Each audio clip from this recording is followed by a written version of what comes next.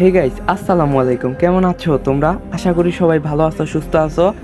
Part 4 নিয়ে এসে পড়ছি। তো বেশি কথা না কয়ে ভিডিও শুরু করা যাক। রাফি চিন্তিত স্বরে অনুকে বলল, কেন, তোর কি মনের অসুখ হয়েছে নাকি অনু? অনু হতাশ হয়ে রাফিকে বলল, হ্যাঁ হয়তো মনের অসুখ হয়েছে। তুমি হঠাৎ আমাদের বাসার ছাদে কেন এলে রাফি ভাইয়া? রাফি বাইরের প্রকৃতি দেখতে দেখতে বলল, আমার নিজেরও জানা নেই। অনু দীর্ঘশ্বাস ফেলল। কিছুক্ষণ নীরবতা থাকার পর অনু রাফির কাছে আবদার করে বলল, রাফি ভাই একটা গান শোনাবা প্লিজ? না করবা না? আমার মন ভালো নেই, তোমার গাওয়া একটা গান শুনতে চাই। কখনো তোমার গলায় গান আমি শুনিনি, একটা গান গাও না।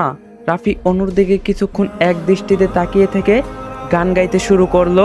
चल दिया दिल तेरे पास पास, देखता मैंने रह गया, कुछ तो है तेरे मेरे धर में, जो अनका सा रह गया, मैंने जो कभी कहीं नहीं सीखा। आज कहती हूँ पहली दफा पर दिल में हो तुम पहले नजर पर उफ इतना क्यूट हो यार, तुम्हारे बिना मैं रह ही नहीं सकता। हाँ यार तुम इतना शुक्र हो। রাফি হিন্দিতে গান গাইছে আর অনুমুগ্ধ হয়ে গান শুনছে। রাফি অনুর দিকে তাকিয়ে পুরুষালী সুরালো কণ্ঠে গান গাইতে লাগলো। রাফির গান গাওয়া শেষ হলে অনু খুশি মনে রাফিকে বলল, ভাইয়া তুমি খুব সুন্দর গান গাইতে পারো, তোমার গানের কণ্ঠ এত সুন্দর তা আমি আগে জানতাম না, এত সুন্দর করে কিভাবে গান গাও তুমি? রাফি হেসে ফেলে অনুকে বলল, গানটা একমাত্র তোর জন্যই গিয়েছি বলেই এত ভালো হয়েছে, না হলে হয়তো গানটা এতটাও ভালো হতো না। রাফির কথা শুনে অনু প্রথমে একটু অবাক হলেও পরে অনু দাঁত বের করে হেসে রাফিকে হঠাৎ করে জড়িয়ে ধরলো। অনু এভাবে শক্ত করে রাফিকে জড়িয়ে ধরায় রাফি কিছুটা অবাক হলেও পরে রাফিও মুচকি হেসে দু হাতে অনুকে জড়িয়ে ধরলো। পরের দিন ঈদ উপলক্ষে সবাই বাইরে ঘুরতে বের হয়েছে, একমাত্র অনু বাসায় একা একা বসে আছে, কিছু ভালো লাগছে না। ঈদের দিন নতুন জামাটাও অনু পরেনি, হাতে কোনো মেহেদিও দেয়নি, মনের অবস্থা প্রচুর খারাপ। বিছানায় শুয়ে আছে অনু, খুব কান্না পাচ্ছে।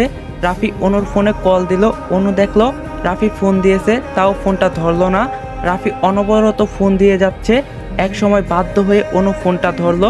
অনু ফোন রিসিভ করেই বলল, হ্যালো রাফি ভাইয়া।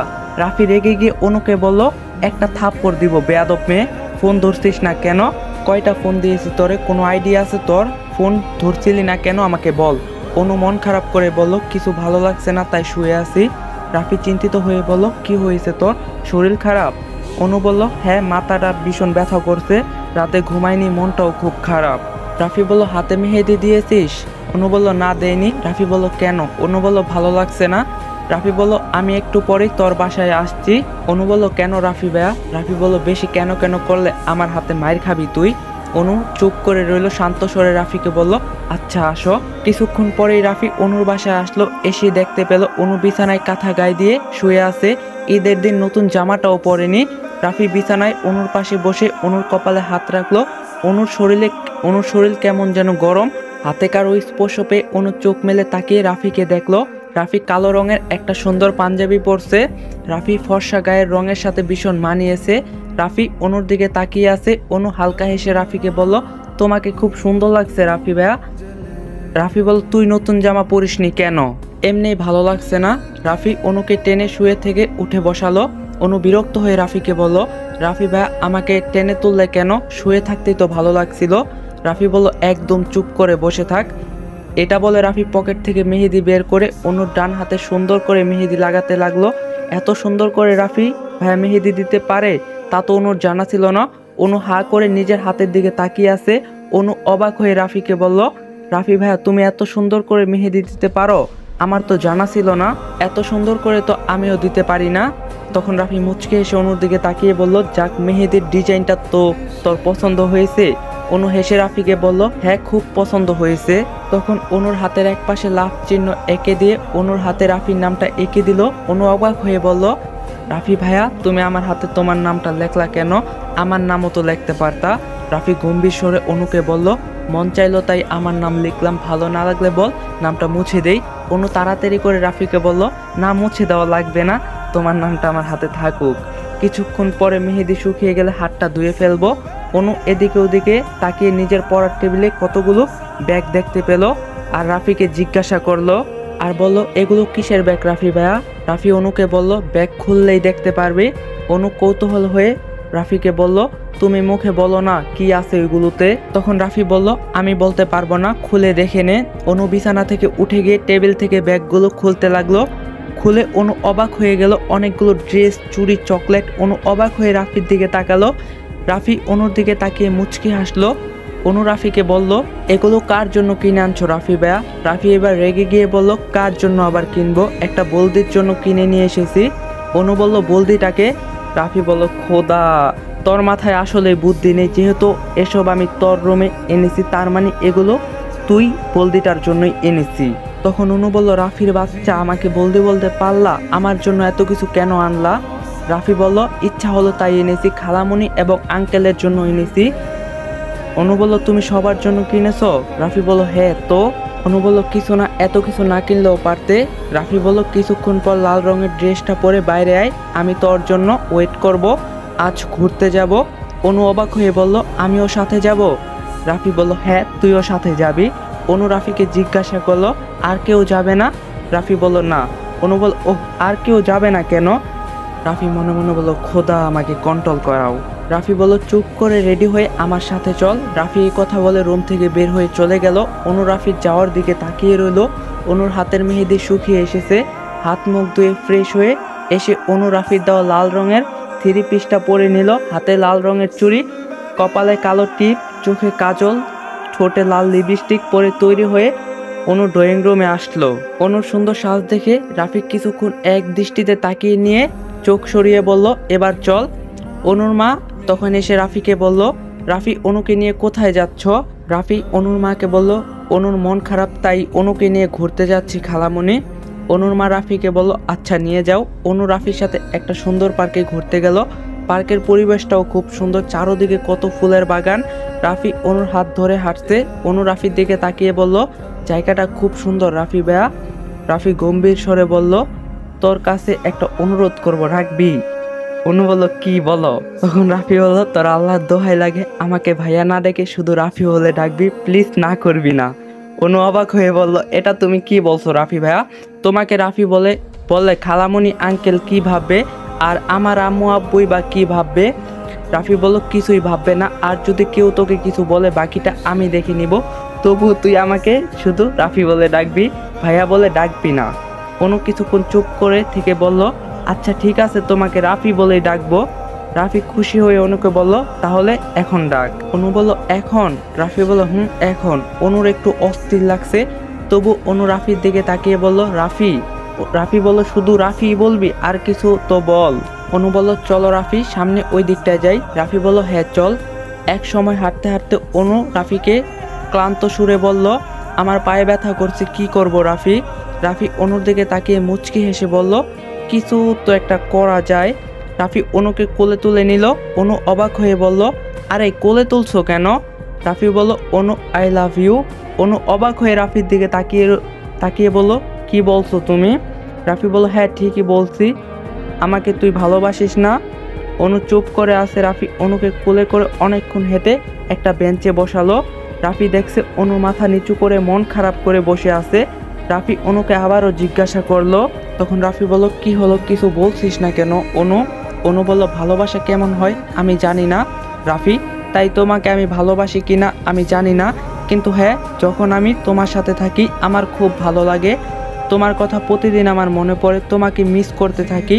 তোমাকে দু চোখ ভরে না দেখলে আমার মনে শান্তি লাগে না। এটা কি ভালোবাসা রাফি? রাফি মুচকি হেসে অনুর মাথায় হাত বুলিয়ে দিয়ে বলল, আমি তোকে মুখে কিছু বলবো না, একদিন তুই উপলব্ধি করতে পারবি আমাকে ভালোবাসিস কিনা। আমি তোর মুখ থেকেই শুনতে চাই, যখন তুই পুরোপুরি বুঝতে পারবি। অনু মন খারাপ করে বলল, আমাকে ক্ষমা করে দিও রাফি। তখন রাফি বলল, তোর মনের কথা সঠিক তুই বুঝতে পারতাছিস না, একদিন হয়তো বুঝবি। অনু বলল, সত্যি বলছো? রাফি বলল, হ্যাঁ সত্যি বলছি, আর এই রাফি কখনো মিথ্যা বলে না। রাফি অনার্সের পরীক্ষা শেষ হয়ে গেছে। রাফির বাবা ঠিক করছে রাফিকে লেখাপড়ার জন্য বিদেশ পাঠিয়ে দিবে। রাফি তার বাবাকে নাও করেনি। কিছুদিন পর বিদেশ যাওয়ার ডেট। অনু রাফির বিদেশ যাওয়ার খবর শুনে দৌড়ে রাফির বাসায় চলে গেল। কাউকে কিছু না বলে সোজা রাফির রুমে গিয়ে ঢুকলো। রাফি বই পড়ছে। অনু ভাঙা গলায় রাফিকে বলল, তুমি বিদেশ চলে যাবে রাফি? অনুর কণ্ঠ শুনে রাফি বই বন্ধ করে অনুর দিকে তাকিয়ে রাফি বলল, হ্যাঁ যাব তো, কি হয়েছে? অনু বলল, আমাকে একা করে ফেলে চলে যাবা? অনু না চাইতেই কান্না করতে লাগলো। রাফি রেগে গিয়ে অনুকে বলল, একদম কান্নাকাটি করবি না অনু, এত কান্না করার কিছু তো আমি দেখছি না, আমি আবারও দেশে ফিরে আসব। অনু বলল, কত বছর পর? রাফি বলল, 5 বছর পর। অনু অবাক হয়ে রাফিকে বলল, কি এত বছর পর? রাফি অনুকে বলল, এটা কোনো বছরই না। অনু বলল, তোমার কাছে এটা অল্প মনে হচ্ছে? রাফি বলল, হ্যাঁ। অনু নিজের চোখের পানি মুছে নিয়ে বলল, আমার কথা তোমার মনে পড়বে না? তখন রাফি অনুর দিকে তাকিয়ে কঠোর গলায় বলল, না, তোর কথা আমার মনে পড়বে না। অনু অবাক হয়ে রাফিকে বলল, তুমি এই কয়েকদিনে কত পাল্টে গেছো রাফি। রাফি গম্ভীর সুরে অনুকে বলল, পাল্টানোটাই স্বাভাবিক, আমাকে বিদেশ গিয়ে ঠিকমতো পড়াশোনা করতে হবে, তোর পেছনে সময় নষ্ট করার কোনো ইচ্ছা আমার নেই। রাফি অনুর সাথে এভাবে কথা বলছে, অনু যেন বিশ্বাসই হচ্ছে না। অনু অবিশ্বাস্য স্বরে রাফিকে বলল, তুমি আমাকে এই কথাটি বলতে পারলে রাফি? রাফি অন্যদিকে তাকিয়ে বলল, হ্যাঁ পারলাম। অনু তাচ্ছিলর হাসি দিয়ে অবাক রাফিকে বলল, বাহ, তাহলে তুমি আমাকে ভালোবাসো। এই কথাটি মিথ্যা ছিল, এখন বুঝতে পারছি। তখন রাফি অনুর দিকে তাকিয়ে জিজ্ঞাসা করলো, তুই কি আমাকে কখনো ভালোবাসছিস অনু? রাফির জিজ্ঞাসা করার কথা অনু থমকে গেল, তার মানে এই কথার উত্তর জানা নেই অনুর। অনু রাফির দিকে তাকালো, রাফি অনুর মুখের দিকে তাকিয়ে অপলক দৃষ্টিতে তাকিয়ে আছে। অনু আর কোনো কথা না বলে এক মুহূর্ত সেখানে দাঁড়ালো না, দৌড়ে বেরিয়ে গেল রাফির রুম থেকে। রাফি অনুর যাওয়ার দিকে তাকিয়ে রইল, তারপর থম মেরে সোফায় বসে পড়ল। রাফি কপালে ডান হাত রেখে মনে মনে বলল, আমি চলে গেলেও তুই আমাকে ভালোবাসবি না অনু? তার মানে তুই আমাকে ভালোবাসিস না? আমি শুধু তোকে বোকার মতো তোকে ভালোবেসে গেছি। একটা বার যদি বলতি আমাকে তুই ভালোবাসিস, তাহলে বিশ্বাস কর আমি কোথাও যেতাম না।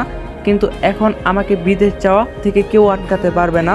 যেখানে তুই আমাকে ভালোবাসিস না, সেখানে আমার এই দেশে থাকার কোনো দরকারই নেই। অন্যদিকে অনু রাস্তায় শুকনো মুখে হাঁটতে লাগলো। অনু নিজেকে কেমন যেন পাগল পাগল মনে হচ্ছে। কেন রাফিকে ভালোবাসি কিনা কথাটি উত্তর দিতে পারলাম না, তা অনুর জানা নেই। অনুর বুকে মাঝে চিনচিন ব্যথা করছে, এত কেন কষ্ট পাচ্ছে অনু বুঝতে পারছে না। অনু রাস্তায় হাঁটছে আর ভাবছে, আমি কি রাফিকে ভালোবাসি নাকি ভালোবাসি না? আমার মন কেন সঠিক উত্তর দিতে পারছে না। আচ্ছা, রাফি কি আমাকে সত্যি মন থেকে ভালোবাসে? তাহলে বিদেশ চলে যাচ্ছে কেন? এত রাগী মানুষটাও আমাকে ভালোবাসে তো আমি বুঝতে পারছি না। 1 মাস হলো অনুর সাথে রাফির কথা হয় না, রাফি অনুকে ফোন দেয় না। অনু রাফিকে ফোন দিতে মন চাইলে সেই মনের ইচ্ছাটা দমন করে চুপ করে বসে থাকে। মনের কোথাও যেন অভিমান লুকিয়ে আছে। অনুর মা অনুর রুমে এসে অনুকে মন খারাপ করে বসে থাকতে দেখলো। তখন অনুর মা অনুর পাশে বসে অনুকে জিজ্ঞাসা করলো, অনু তোর কি হয়েছে? অনু তার মার দিকে তাকিয়ে বলল, কিছু হয়নি আম্মু। অনুর মা বলল, তাহলে মন খারাপ করে বসে আছিস কেন? অনু বলল, এমনি, কিছু ভালো লাগছে না। তখন অনুর মা বলল, আজ দুপুরে রাফি বিদেশ চলে যাওয়ার জন্য রওনা দেবে। রাফি লন্ডন চলে যাবে, 5 বছর পর আবার দেশে ফিরবে, তার আগে নয়। অনু অবাক হয়ে তার মার কথা শুনলো। তারপর অনু বলল, কি বলছো আম্মু? তুমি আমাকে এতদিন বলোনি কেন যে রাফি ভাইয়া আজকে লন্ডন চলে যাবে?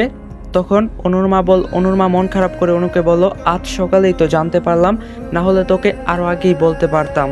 অনু বুক ভরা কষ্ট নিয়ে অনুর মাকে বলল, আম্মু ভালোই হয়েছে রাফি ভাইয়া চলে যাবে, দরকার কি দেশে থাকার? শুধু আমাকে বকা দিত, রাফি ভাইয়া চলে গেলে কেউ আমাকে বকা দিতে পারবে না। অনুর মা অনুকে বলল, তুই মুখে এই কথা বলছিস ঠিকই, কিন্তু তোর চোখে মুখে আমি কষ্টের ছাপ দেখতে পারছি অনু। অনু নিজের চোখের জল মুছে নিয়ে বলল, উফ আম্মু, তুমিও না কি যে বলো, আমার আর কষ্ট, আমাকে অন্তত রাফি ভাইয়ের জন্য কষ্ট মানায় না। অনুর মা অনুর মুখের দিকে তাকিয়ে চুপ করে বসে রইল। অনুর মার দিকে তাকিয়ে হাসির ভান করে হাসলো। রাফি ট্রলি ব্যাগ প্রয়োজনীয় জিনিসপত্র গুছাচ্ছে, অনুর কথা ভীষণ মনে পড়ছে। রাফি মনে মনে বলল, গাইস, রাত বাজে 3:26, আমার পুরো শরীরের লোম দাঁড়ায় যেতেছে গা আজকের পাটটা বানাইতে যা। আই ডোন্ট নো, আমি জানি না তোমাদের কি অবস্থা। যাই হোক, আবার শুরু করি। আমি ফোন দিলাম না দেখে তাই তুইও ফোন দিলি না অনু, এত রাগ আমার উপর। আজ আমি লন্ডন চলে যাচ্ছি, আমাকে ছাড়া হয়তো তুই ভালো থাকবি। রাফির বুকের ভিতর কষ্ট হচ্ছে। আজ রাফি কান্নাও পাচ্ছে, কারণ অনুকে ছাড়া একা বিদেশ থাকতে হবে। কান্না করতে চাইলেও রাফি কান্না আটকে নিচ্ছে, কান্না আসতে দেওয়া যাবে না। রাফি সহ তাদের পরিবার বেরিয়ে পড়লো এয়ারপোর্টে যাওয়ার উদ্দেশ্যে। ফ্লাইট 2টায়, এখন 1টা বাজে।